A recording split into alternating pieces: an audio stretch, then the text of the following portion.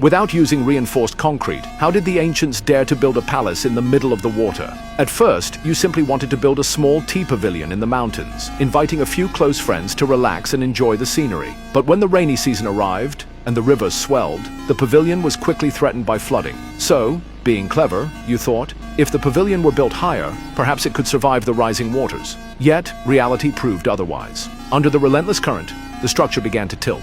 Even worse, the wooden piles supporting it stayed submerged year-round, gradually rotting until the pavilion finally collapsed. You then decided to change your construction strategy. First, you drove a ring of barriers deep into the riverbed, creating a cofferdam.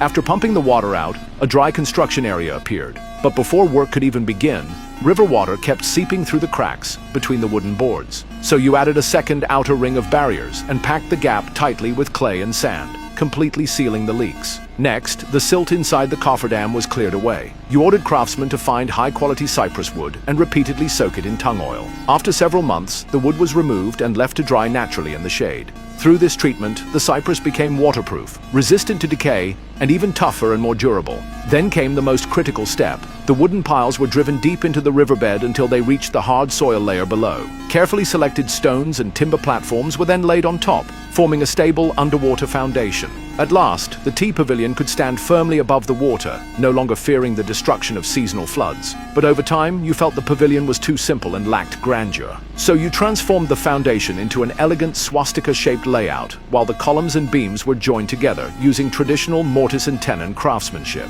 In the end, a magnificent palace rose proudly from the surface of the water. From then on, you possessed 33 interconnected halls and chambers, winding through all 4 directions. You could invite friends throughout the seasons, choosing different rooms depending on the sun and wind, escaping the summer heat while enjoying the waterside scenery. Congratulations, you have created the famous Wanfang Anhai of the Old Summer Palace. Sadly, in 1860, it was burned down by the Anglo-French Allied forces.